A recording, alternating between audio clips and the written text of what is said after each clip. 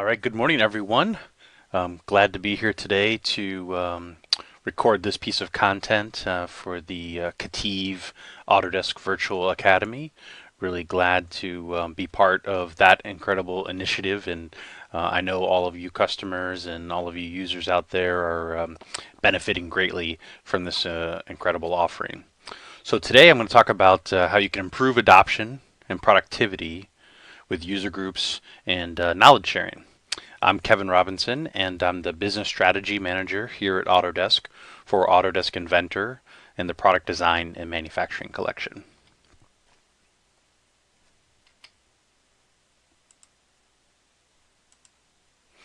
So a little bit about me. I've been using Autodesk products for about 24 years now. Started with AutoCAD 11, I believe.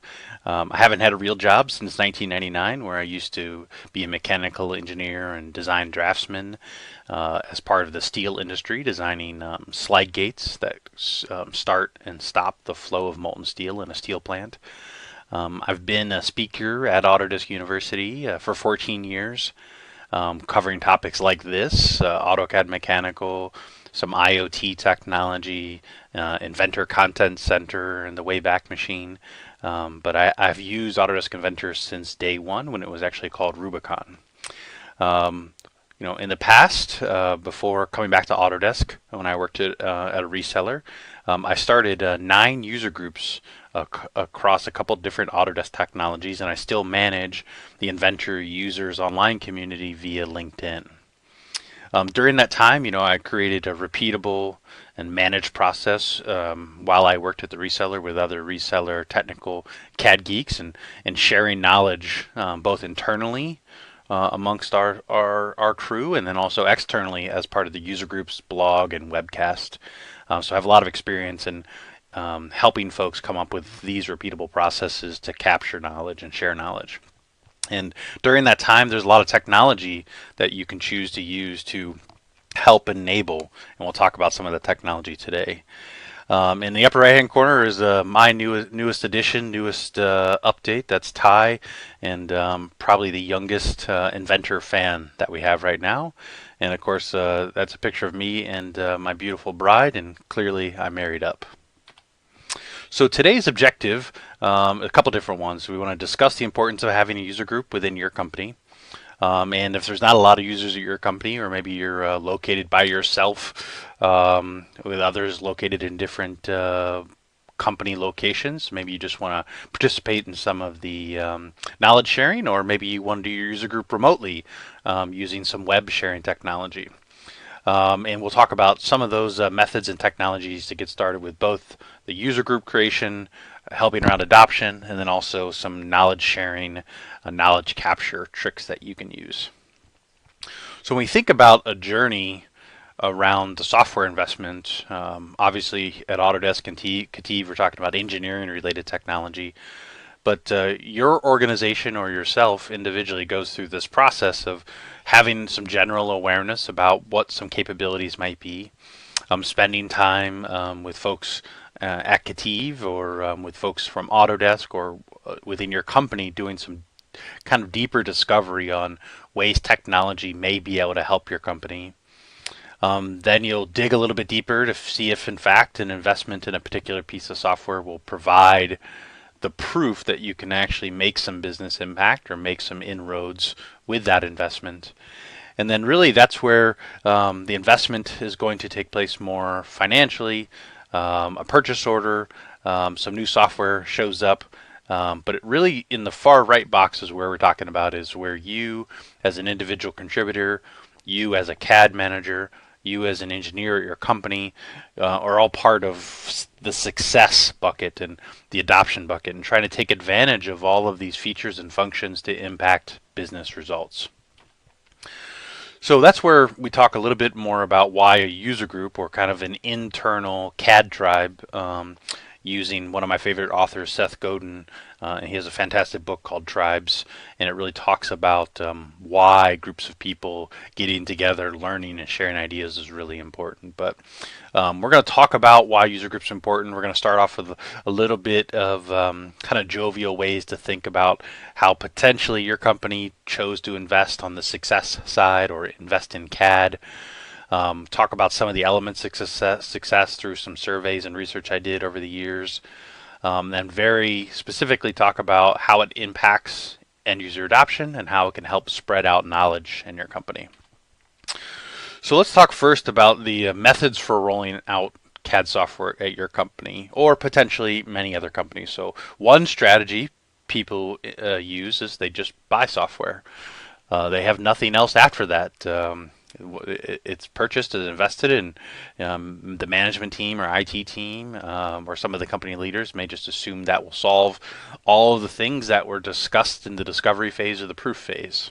Hopefully, kind of the next tier up is they don't just buy and it sits there, but they buy and they hope or have some aspirations that the company's going to roll out and you really use the software.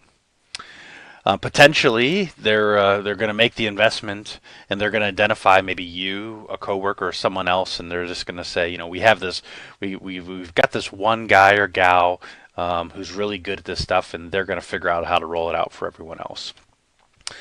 Maybe they invest in the software, do some basic training with a partner like KETIV, or use something like AVA to get things going, and you install the software and get it up and running. Ideally, we'd like to see customers be more in this area as opposed to the first couple bullet items, that they're investing in this overall business transformation to take advantage of the software. You've worked with your partner or internally to come up with some tailored training where maybe you're not learning all of the basics of a product like Inventor. Instead, you're tailoring that training to be more relevant to what you do as an organization. You've done an actual implementation as opposed to just an installation. And then hopefully you have some books or some additional consulting days on the books left over from that investment to where as you would like to learn more, do more, have some help from someone that does this as a full-time job, you can invest with that instead of having to go back and ask for more money. You'll have some days on the books left over. Again, kind of a little bit of a higher tier, planning, investing, custom training, custom deployments, and then you have an ongoing training plan in your company.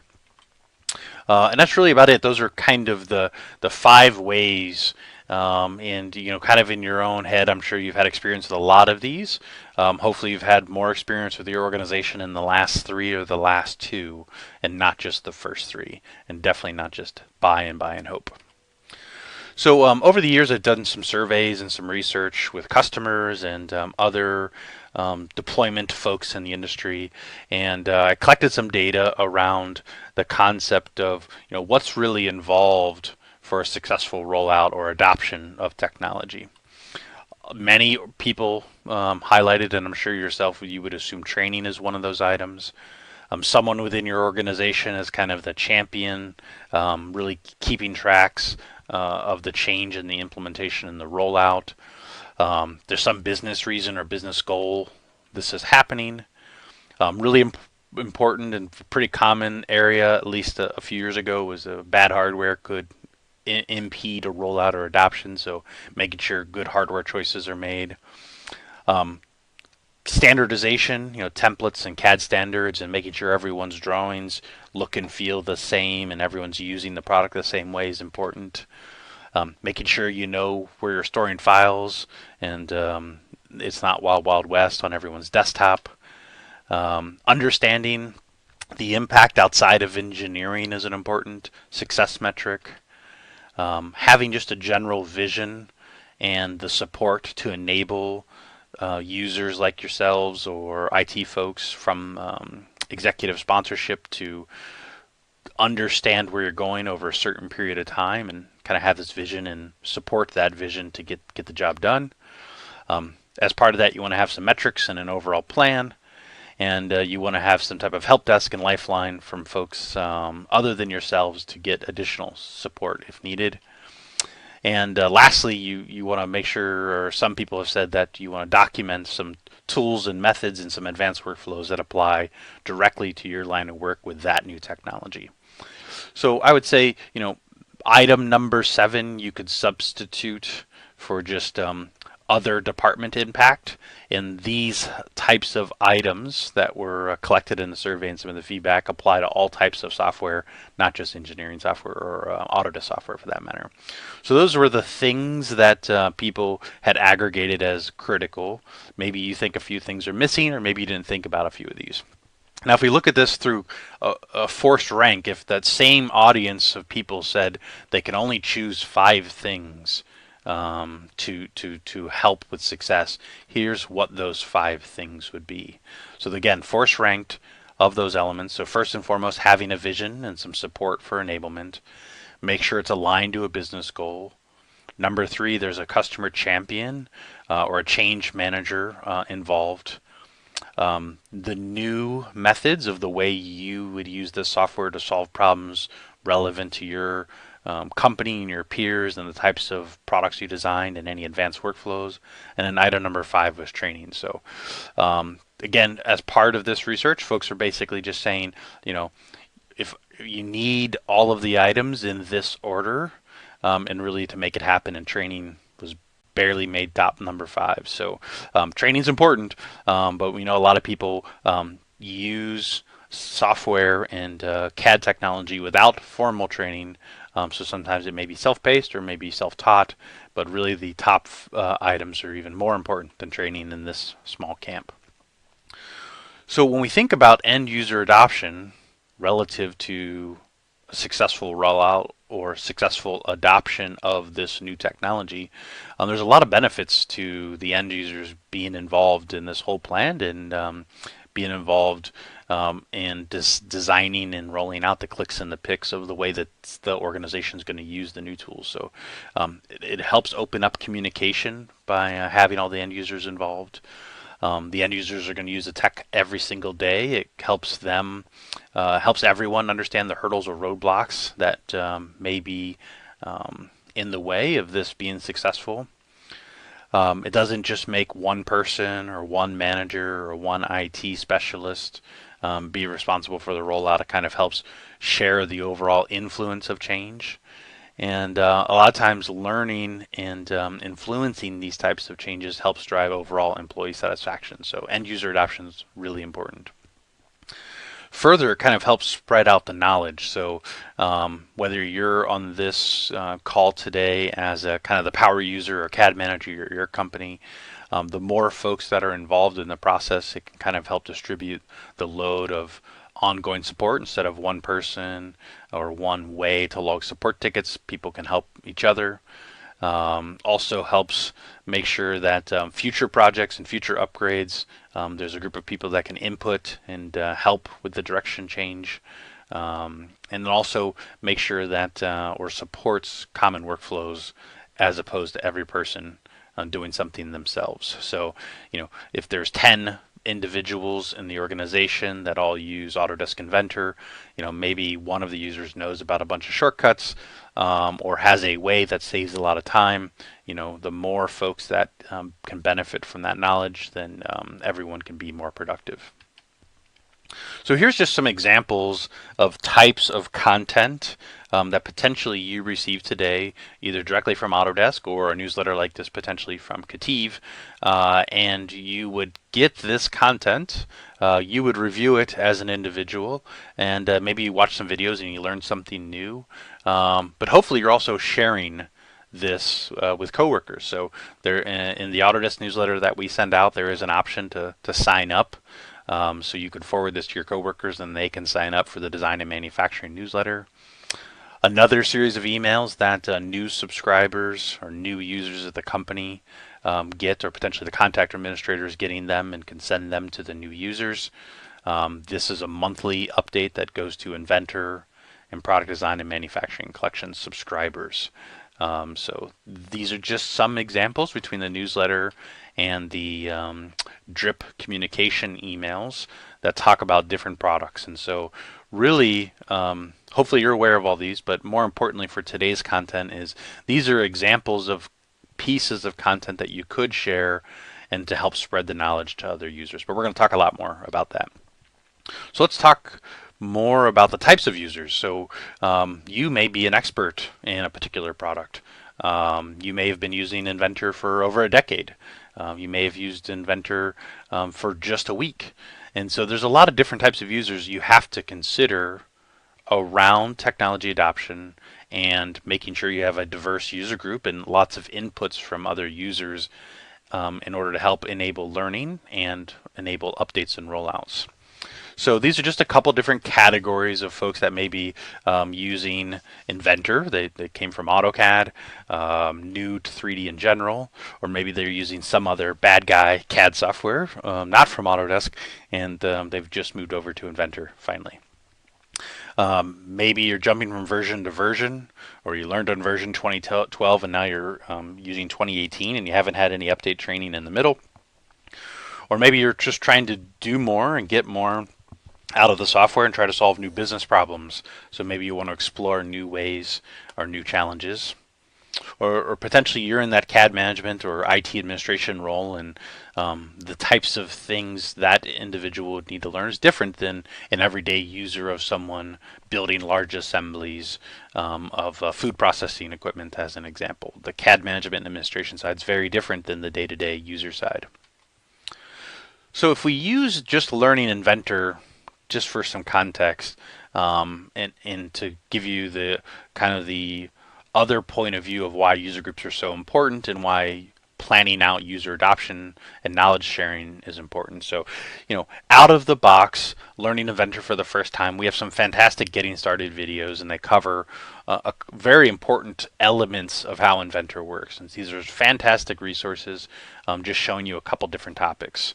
So hopefully all of you have seen this inside of the Getting Started area. Great for new users. But there's more, obviously, than just those Getting Started things. And these are all topics that we have tutorials for. And this is more just to not have a list of all the functionality in Inventor, but really for inspiration for our topic today. Every one of these items listed here has tons of things to learn inside of it. Lots of nuance, clicks and picks, feature dialog settings. There's a lot to uncover just in this one screen. So if we just pick something like derived parts, there's probably 30 to 40 unique commands and settings that are involved in derived parts. Just learning what all of those do for each time you use the command is different than why you would use derived parts from a methodology standpoint. And so again, just picking this as an example that if you're a brand new user, these are all important. If you've been using the product for a while, there's a lot of content to pull from, but there's a ton to learn and tons of knowledge to share. And trying to do that from a book or just one online class is pretty tough. And this is why user groups and knowledge sharing practice is really important. If we go a little bit further, every new release of Inventor, we change things and update things. And so this just illustrates that, maybe some things change between 2017 and 2018, or more recently, 2019 and 2019.1. It's hard to keep up with all these things. So, having strategies to make sure someone in the department or company is working on that is important. We talked a little bit earlier about the different personas. This is kind of things to consider outside of day-to-day engineering use or Inventor use. And again, CAD management administration, these are all the other types of things. And so hopefully between these three screens, between getting started, topics, what's new, and then around the office and around the company, you'll see that it's a really, really big board to choose from to help others in your company and other coworkers share knowledge, benefit from your knowledge, or figure out different projects to tackle to make sure everyone's getting the most from their software. If I put this through the context of a business lens as opposed to features and a little more tactical thing, this kind of highlights, potentially something like AnyCAD, as the baseline. So one of my coworkers, Jeff Miles, he joined Autodesk a couple years ago from the ranks of here in Metro Detroit of doing custom machinery for the automotive supply chain. And through his lens, he had highlighted how important any CAD could be to different types of customers. And so, if we look at it through the business value, these are some business goals potentially that an organization would want. Then there's some technical users of things to consider. And then at the end, there's the actual features. So business goals, considerations for the user overall, and then clicks and picks and functionality. Again, one more lens to think about how broad this whole topic is of things to learn in order to get the most potential success out of your investment in any technology. And one more click down, this would just be kind of one journey someone would take if they were trying to improve interactions with vendors or other teams. Very specifically, the technical user would have to know how to interact and design around the data from other CAD systems. Potentially this is a step file or an NX file that's coming into Inventor. And these are the types of features someone would need to know. So I wanted to leave you with this as a little bit of inspiration to map out business challenges, implications for users, and then the knowledge someone needs when you think about why you would run a user group, the topics for a user group, and different ideas for knowledge sharing around something like this that's relevant to your company. So if we compound that one more tier up and we talk about the collection, so we went from Inventor to business reasons, and then if you also have the collection, all of those screens are kind of compounded by the number of other pieces of technology that are available in the collection as well. So each one of these, you could think through all of those other things we described. Okay, so let's turn the corner and talk about getting a user group started. In my opinion, these are the 3 ingredients you need. There's not a lot here. There's nothing you have to go shop for or buy.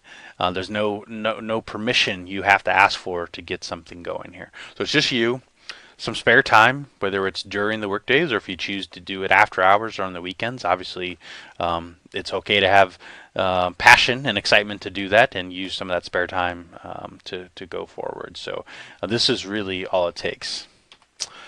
Okay, so if you have those things and you're willing to get a user group started at your company, remotely within your organization, or potentially in the community or in your city with other users that you find through social networking or other networking means, potentially like LinkedIn, to find some other users to get something started, or partnered obviously with your reseller is always a great way to contribute to a user group. But here's one method you could consider for getting a user group started. So send out a survey to the users, get some feedback, align a speaker or create content yourself, pick a date, make sure it works for everyone else and all the schedules align perfectly.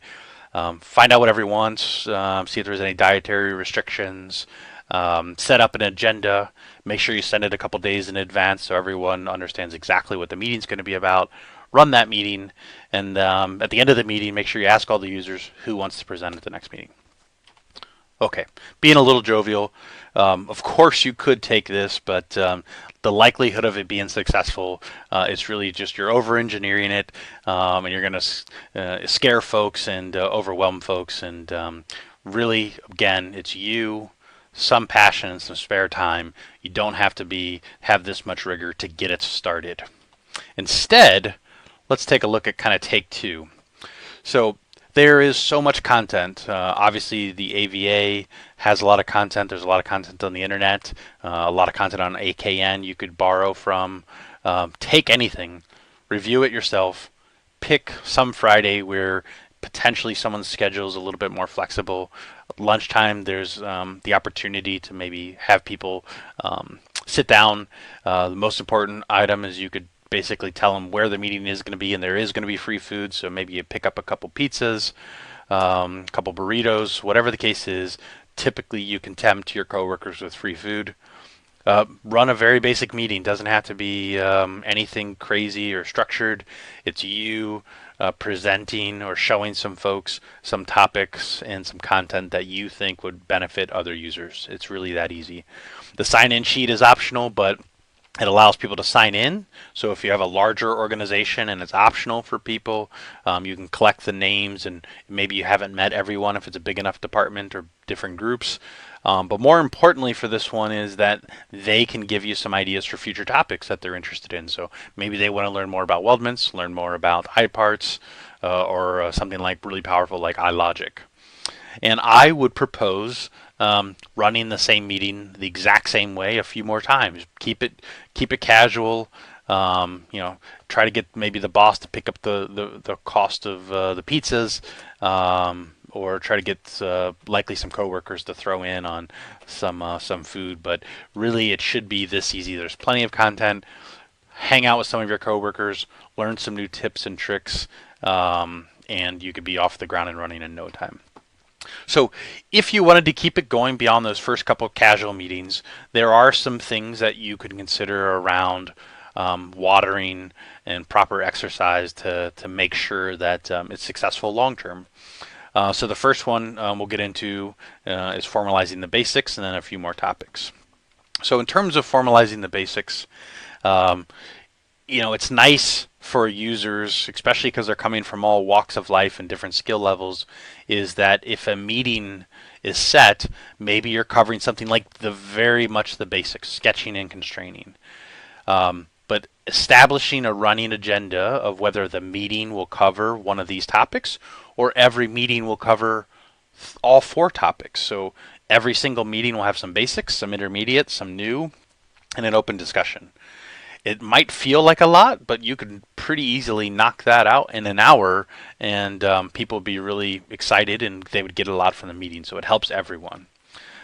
Determine a regular frequency or cadence for both when it's going to happen and the duration, location.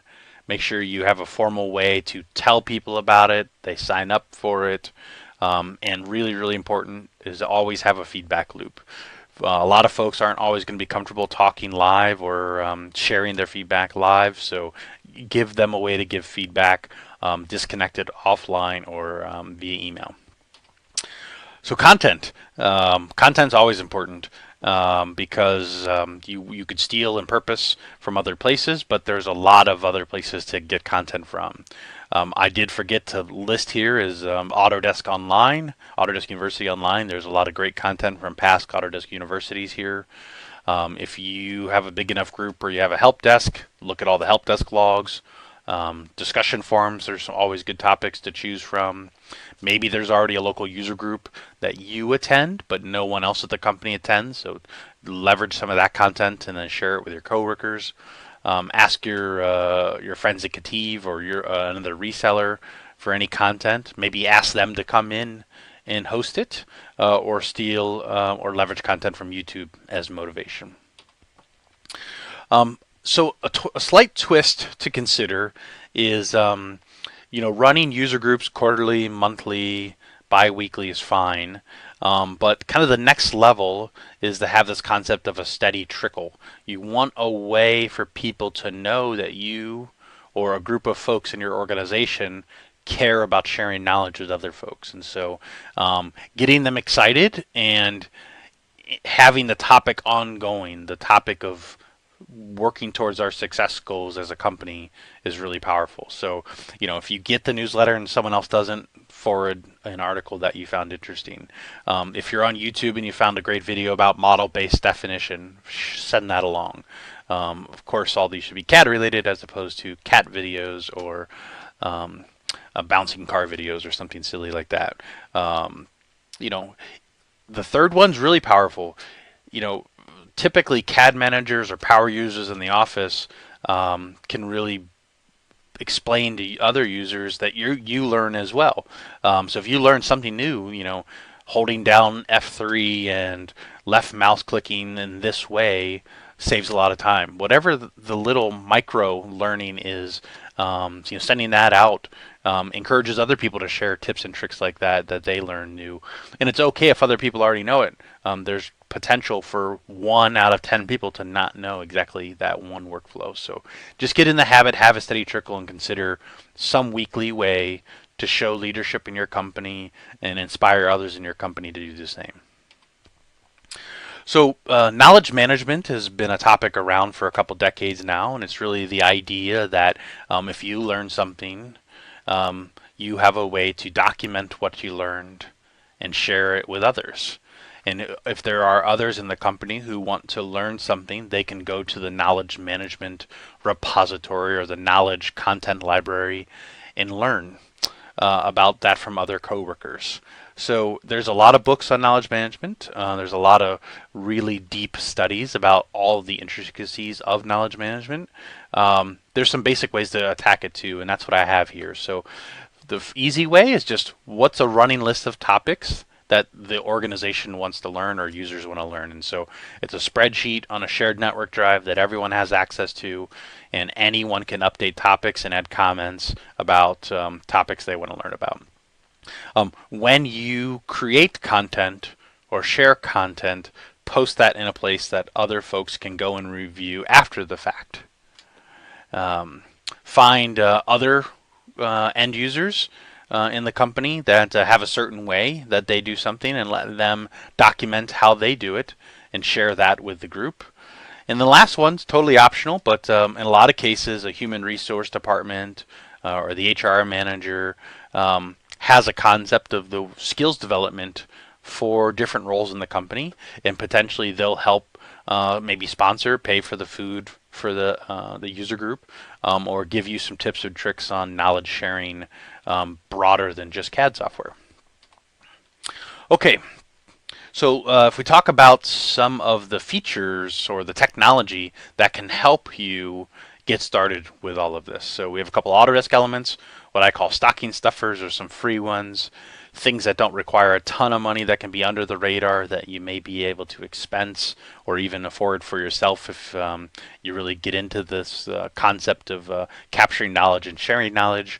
And then maybe you got to get the IT folks involved in a few of the expenditures. So let's talk about a couple easy Autodesk options. The first one's Autodesk Screencast. This is a video capture tool that you can download from the Autodesk Knowledge Network, and it's going to do a video capture. It's going to allows you to save it locally and share it on your hard drive or upload it to AKN to share with the World Wide Web and other Autodesk users on a particular feature. A lot of folks use this to capture questions and post them to the forum to get feedback, or potentially you're using this to share questions with the fine folks at KETIV. What's nice about Screencast versus some other video capturing tools is that for a number of the Autodesk products, it actually understands the features. So in the lower right hand corner, you can see a screen capture of what happens when you use Screencast in conjunction with Inventor. It actually logs the features and the commands you used during the video. So instead of just trying to glean that from watching the clicks and the pics, the timeline will actually show various features that were used inside of that particular video. So pretty nice, something a little bit different than a lot of other video capture tools can do specifically with Autodesk software. Now those videos, and that tool is found on the Autodesk Knowledge Network, so you can create articles yourselves if you'd like to publish a write-up about something or show some tips and tricks with other users. But the real feature I wanted to talk about here is the idea of collections. So inside of AKN or the Autodesk Knowledge Network, you can create essentially an online folder of useful resources. So if you've collected or you found articles in the Knowledge Network or videos that you find are helpful, you can share those with your coworkers using the collection feature, or just store them for yourself for future reference. So those are a couple of the Autodesk options. Some stocking stuffers and some of the freebies or basically free things that I've used over the years. Something I use daily, multiple times a day, is TechSmith Jing. TechSmith Jing allows you to, with a click of a button, short key, or this little icon off to the right on my screen, actually allows you to capture a quick image. You capture an image, it uploads. You can save it to your desktop or upload it to the cloud. It makes it really easy. So this is, if someone has a question about where to find a command, a setting, or something they're experiencing, this makes it really easy to share images. And also supports quick 5-minute videos, and share those as well. When you're sharing the content to the cloud, it uses TechSmith Screencast as the cloud repository. And out of the box, or out of the cloud, you get 2 gigs of space for free. And then, if your organization, if you're going to use it all the time, or that's going to be the way that you share videos with coworkers as opposed to a network drive, you can, for $25 or for 25 gigs, it's about $100 a year. The next one down, I'm just new to it, but I've found it pretty helpful as well as another option.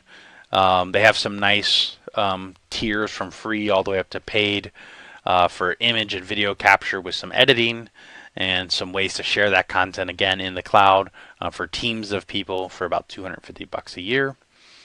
Now, if you want those first 2 are more of doing knowledge capture, knowledge sharing. The last one really turns the corner for if you wanted to run a meeting with some coworkers that were not face-to-face, and you had some remote friends or maybe people in other companies, some other options. So Zoom is something we use Autodesk as a corporate online meeting tool. The free plan for Zoom allows you to do 1 to, I think, up to like 50 people, but the meetings are maxed out at 40 minutes. But they have paid plans if you want other functionality with Zoom. And of course, there's a lot of options for online meetings. If you want to move beyond Jing and you want some more options for image and video capture, TechSmith has some great additional products. This particular recording and webcast was not sponsored by TechSmith, but I just have been using their technology for a long time, and it's easy, affordable, and gets the job done. And so that's why we cover a couple of these items here. So Snagit goes beyond Jing and gives you some more editing tools, batch image conversion, things like that. Camtasia is a video capture with some great PowerPoint integration and video editing tools where you can swap out audio, clip audio, cut audio, maybe something you've done with like iMovie, just a little bit more professional, and great for technical communications. And you can buy all that in a bundle and save $25 for the Studio Snagit bundle.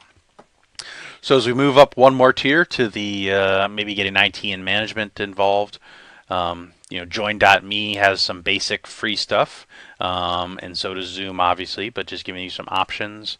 So if you want to get more screen sharing and more meeting options, here's Join Me and GoToMeeting to consider. And then last but not least, when we talk about knowledge management systems or knowledge management in general, that topic's closely followed up by a learning management system or an LMS. So there is a lot of learning management system software vendors out there, but just be aware of the acronym and look into that. That is a more automated way to determine who should have what learning paths, documenting learning paths, understanding if someone has consumed learning materials, and then there's a lot of reporting and administration capabilities like certificates that may be important. So that's really kind of the nth degree of knowledge management plus user adoption plus skills development, where HR would really care about having a system like this. But just wanted to lay it out there in case you've never heard of that acronym or your company doesn't use something like that. Okay. Well, hopefully you found this topic and this content inspiring, and maybe you're ready to start a user group or some knowledge sharing at your company. Even if you don't want to do a face-to-face user group or a remote user group, maybe you'll do some tips and tricks and take advantage of some of the free technology to show off what you know so other users can benefit and help the company reach their goals around why they invested in software to begin with. Hopefully you're excited to try some of the new technology that might enable you to gain some momentum in either user groups or knowledge capture, knowledge sharing. And with that, if you have any follow-ups on the topics and the content that I presented today, or you want to talk about your particular company's use case around user groups, or you want to dig in deep into some knowledge capture, knowledge methods, please reach out to me. This is a topic I have a lot of passion about. And in addition to my day job, I'd love to talk more to customers or users like yourselves to talk about and figure out how you're adopting Autodesk technology. So thanks to everyone for listening, and hopefully we'll connect online via email or at Autodesk University this November. Thanks, everyone.